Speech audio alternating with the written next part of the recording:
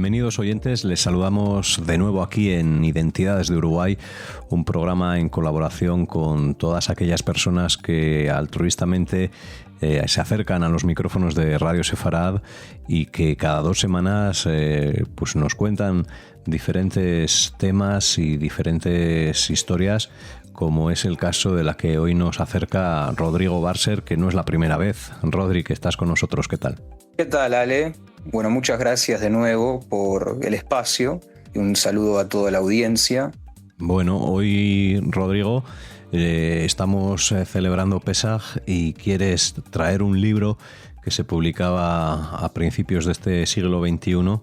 para comentar y dar a conocer a los oyentes un poco más sobre la historia de Israel y sus orígenes. Sí, así mismo. El libro, en realidad, el trabajo histórico y arqueológico al que quiero hacer referencia, ya lo he mencionado en años anteriores, es el de Finkelstein y Silberman, La Biblia desenterrada, que aporta, como dice el subtítulo del libro, una nueva visión arqueológica del antiguo Israel y de los orígenes de sus textos sagrados.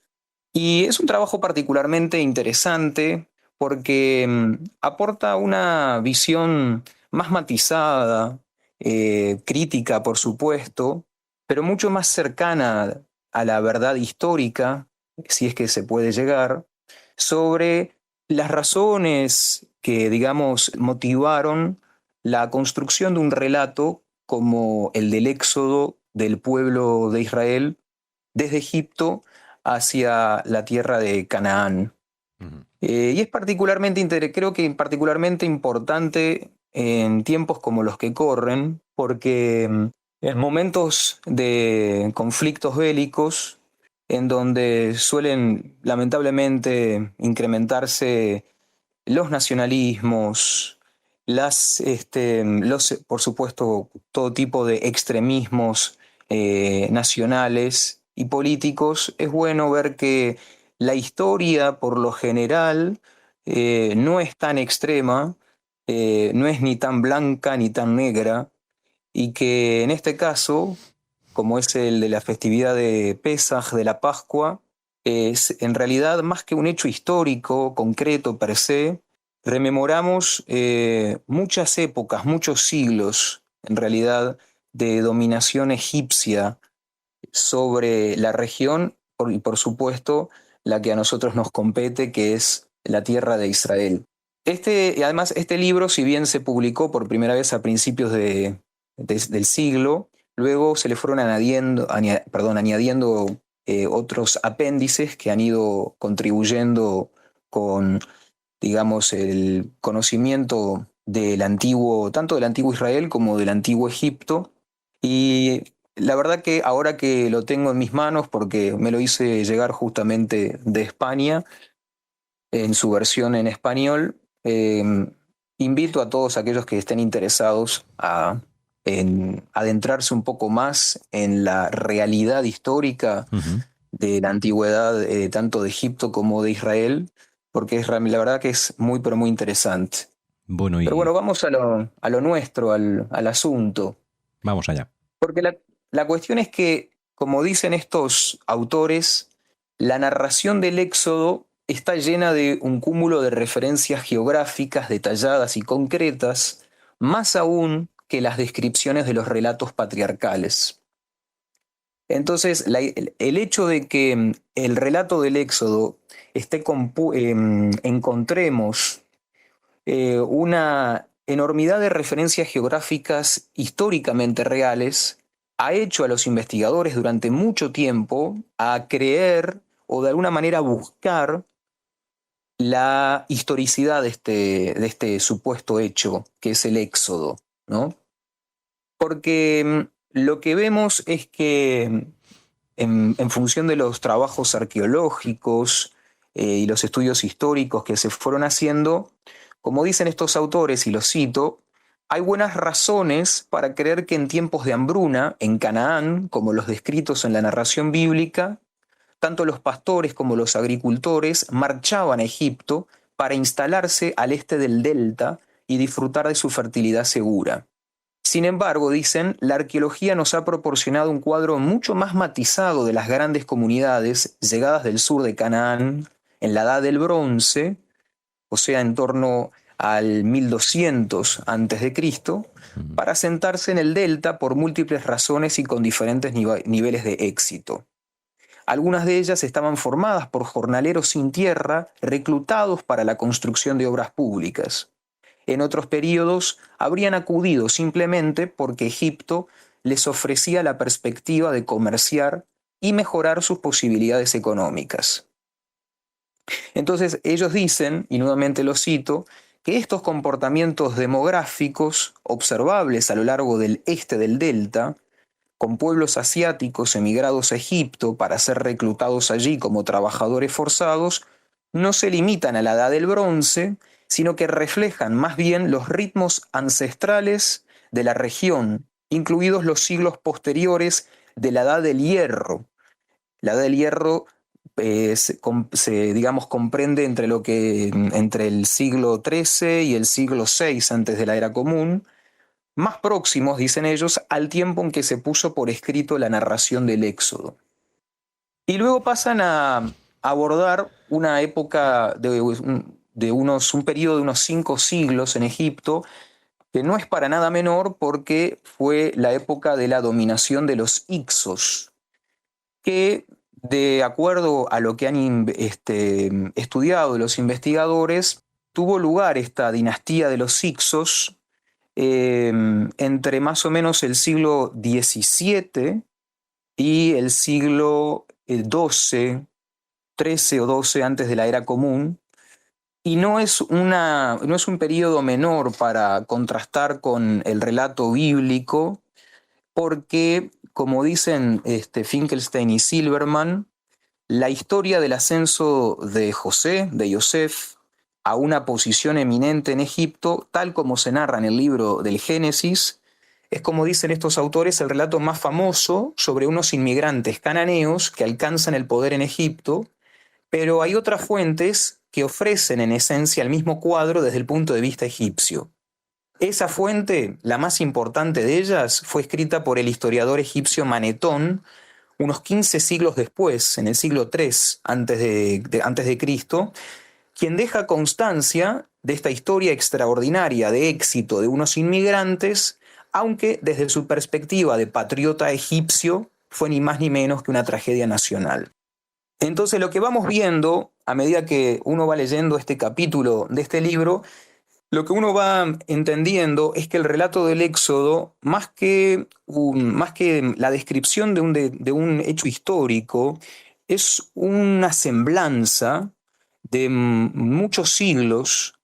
es como más bien un cúmulo de recuerdos y de esperanzas, también como dicen los autores de este libro, sobre digamos, el devenir histórico de la región y en particular del pueblo de Israel. Bueno, después ellos van complejizando el análisis de esta cuestión porque ellos dicen que fuentes independientes arqueológicas e históricas hablan de migraciones de semitas de Canaán a Egipto y de egipcios que los expulsan por la fuerza.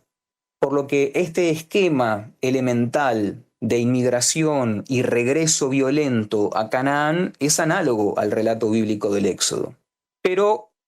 claro, siguen en pie dos cuestiones que son quiénes eran esos inmigrantes semíticos para ver si, digamos, corroborar si se trata de los antiguos israelitas o si se trata de otro pueblo semítico. Y lo otro que no es menor es la cuestión de cómo cuadra la fecha de su estancia de estos inmigrantes semíticos en Egipto con la cronología bíblica. Y ahí es cuando se empiezan a observar diferencias muy, muy patentes, muy notorias, y es cuando uno empieza a ver que el relato del Éxodo no es un hecho histórico, sino más bien una semblanza de muchos periodos. Porque lo que justamente dicen estos autores es que el relato del Éxodo incluye tantos elementos históricos diferentes que es difícil poder identificarlos con un periodo histórico determinado del Antiguo Egipto. Ellos, por ejemplo, tratan la cuestión de la cantidad de veces que se menciona a Ramsés en la Biblia, particularmente en la Torá, en el segundo libro de la Torá, el libro del Éxodo, y cómo contrasta eso con, las pruebas, los documentos, la evidencia histórica. Porque ellos aclaran, señalan que el nombre de Ramsés, hasta que, digamos, se suponía que hasta hace unas décadas que el supuesto éxodo del pueblo de Israel habría tenido lugar en torno al 1440, antes de la era común, es muy improbable que haya sido en esa época porque más de 100 años después de la fecha de la expulsión de los Hicsos por los egipcios, que haya tenido lugar ese hecho, es algo improbable. La Biblia habla explícitamente de los proyectos de trabajo forzados impuestos a los hijos de Israel y menciona en concreto la construcción de la ciudad de Ramsés, ni más ni menos que en el primer capítulo del libro del Éxodo. Pero este nombre, dicen Silverman y Finkelstein, es inconcebible en el siglo XV antes de la era común, porque el primer faraón, llamado Ramsés, no ocupó el trono hasta el 1320, o sea, más de un siglo después de la fecha bíblica tradicional. Por lo cual, muchos estudiosos que han tendido a desechar el valor literal de la datación bíblica, insinuando que la cifra de 480 años era poco más que una duración simbólica, que representaba el periodo de vida de 12 generaciones con la extensión tradicional de 40 años para cada una. Entonces, estoy citando esta parte porque quiero ser lo más preciso posible. Esta cronología, notablemente esquematizada, sitúa la construcción del templo, el templo de Jerusalén, ¿no?, a medio camino, más o menos del final del primer exilio en Egipto, ese exilio mítico, ¿no?, y del segundo en Babilonia. Bueno, Rodri, pues yo creo que es un buen repaso, ¿no? No sé si quieres añadir algo en referencia a este libro que recomiendas a los oyentes una vez más, está La Biblia desenterrada, para conocer esos orígenes del Éxodo en estas fechas de celebración de Pesaj,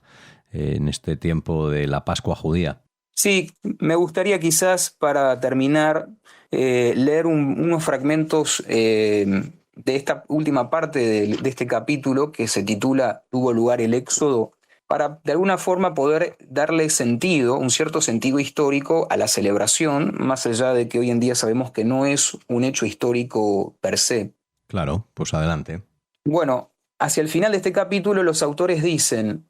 que las ambiciones de expansión imperial del poderoso Egipto y las del minúsculo Judá de anexionarse territorios del antiguo reino de Israel y asentar su independencia entraban por tanto directamente en conflicto. El Egipto de la 26ª dinastía, con sus aspiraciones imperiales, se interponía en el camino del cumplimiento de los sueños de Josías. Josías fue un rey del antiguo reino de Judá que gobernó en el siglo VII antes de la era común. Imágenes y recuerdos del pasado se convirtieron en ese momento en el argumento para una prueba de voluntad nacional entre los hijos de Israel y el faraón y sus aurigas. Y luego dicen, las actitudes hacia Egipto en los últimos tiempos del Judá monárquico fueron siempre una mezcla de temor reverencial y repugnancia. Por un lado, Egipto había sido siempre un puerto seguro en tiempos de hambrunas y un asilo para los fugitivos, y se le consideraba un aliado potencial contra las invasiones del norte. Pero al mismo tiempo, las sospechas y la animadversión hacia el gran vecino meridional, que había ambicionado desde muy antiguo controlar el paso terrestre hacia el norte, hacia Asia Menor y Mesopotamia, a través del país de Israel, no habían desaparecido nunca. Fue en ese momento cuando un joven dirigente de Judá se dispuso a hacer frente al gran faraón y cuando se elaboraron varias tradiciones antiguas, procedentes de muchas fuentes diversas, hasta formar una epopeya única de grandes vuelos que reafirmó los objetivos políticos de Josías.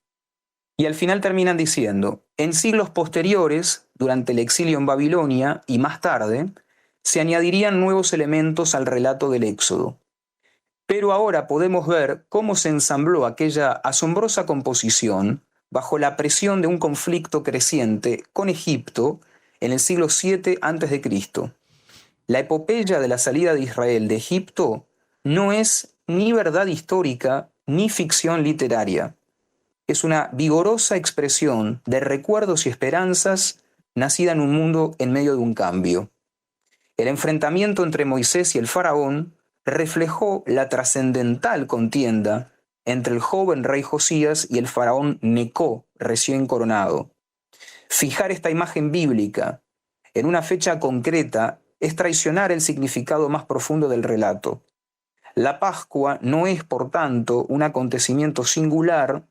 sino una experiencia continua de resistencia nacional contra los poderes de cada momento. Pues con estas palabras cerramos Identidades de Uruguay, dedicado a esta publicación que nos recomienda Rodrigo Barser desde el otro lado del charco, con este mensuario Identidad que sigue de alguna forma representándose en este judaísmo y en esta fecha tan marcada en el calendario, este Pesaj, desde una mirada humanista en Radio Sefarad, gracias a todos los colaboradores y colaboradoras que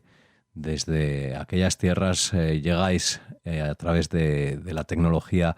a los micrófonos de Radio Sefarad. Rodrigo, gracias. Muchas gracias, Ale. Nuevamente un saludo a toda la audiencia, por supuesto a mis compañeros de Mensuario Identidad, y nos encontraremos en una próxima oportunidad para seguir hablando de cuestiones que atañen a la identidad judía.